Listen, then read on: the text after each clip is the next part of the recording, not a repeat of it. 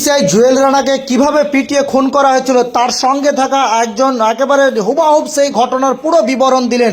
একেবারে কিভাবে এসেছিলেন আরএসএস জঙ্গিরা, তারপরে এসে তাকে বেধড়ক মারধর করে, তারপরে জুয়েল রানার মৃত্যু হয় সঙ্গে সঙ্গে।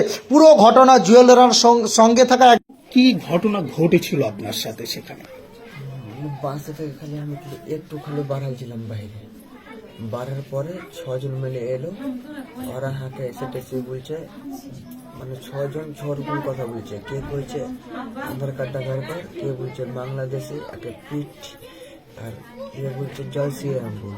আমি কয়েছি মুসলিম ঘরের ছেলে, আমি কেন জয় শ্রীরাম বলবো? আধার কার্ড দেখলাম, এরপরে কিছু ছিল না। আর বাকি যেটি 9 জন ছিল আমাদের, মানে ওরা আগে পালিয়ে গেছে, আমাকে ধরে নিয়েছে। আমি পালাতে পারিনি, পালার পর মানে পালাতে পারিনি। তখন আধার কার্ড দেখালাম, তাও মানলো না। আধার কার্ড দেখার পরেও আমাকে মানে ডাইস দিয়েছিল ওরা। মানে আগে একজনকে মেরে এসেছিল, যে ছেলেটা মরে গেছে, জুয়েল রানা, তাকে আগে মেরে এসছে। মেরে আসার পরে ওই লোক গেলাই আমাকে মেরেছে। মানে ওর কি মুখের ভাষাতে, মানে আমি উড়িয়া কথা বলতে পারবো না, কিন্তু সবই বুঝতে পারি আমি।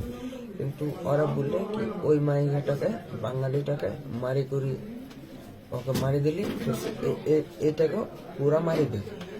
এই লেগে বুঝতে পারলো কি মানে ওরা ওটাকে মেরে এসছে, দিয়ে আমাকে মারতে চাইছিল।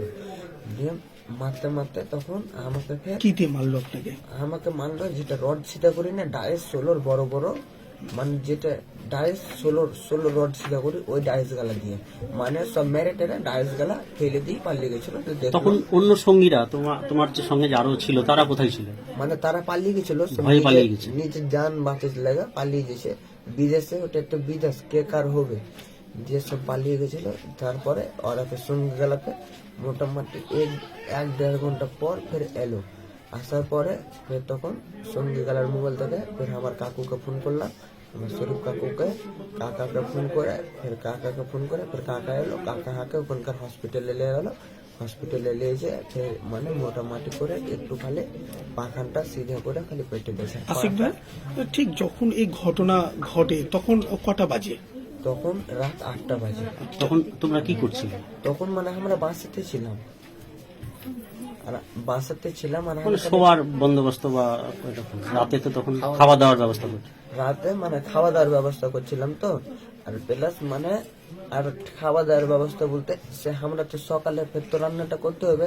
সকালকার তো আলু ছিল, সেটা টামাটুলটা মানে আনতে, মানে আমি বাসা থেকে খালি কি মতন খালি বাড়া ছিলাম, টামাটুলটা আনতে যাওয়ার কথা ছিল। আর ওই পাকে ঘরে আমার ফোন পে 10,000 টাকাটা মেরে দেওয়ার কথা ছিল। মানে ওই পাকে এক কামে কামটা সেরে যেত, মানে সবজি বালার ফোন পে থেকে ভরে দিতাম। আচ্ছা, ওরাকে কি আগে এলাকায় কোনোদিন দেখা গিয়েছে?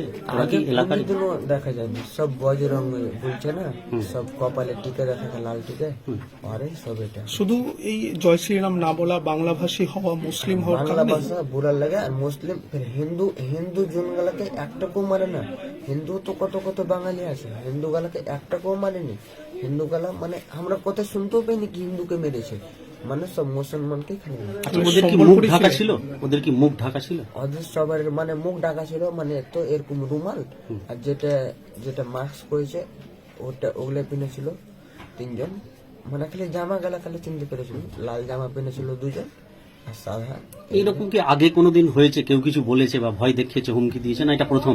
আগে ভয় মানে আগে সেরকমটা ভয় মানে দেখায়নি। আগে শুনতে পাচ্ছিলাম এই দিকে মারছে, কিন্তু এটা তোমাদের সঙ্গে আচমকা এটা মানে আচমকা, যেরকম একটা ঝড় আসে সেরকম ঝড় চলে এসছে বাসাতে।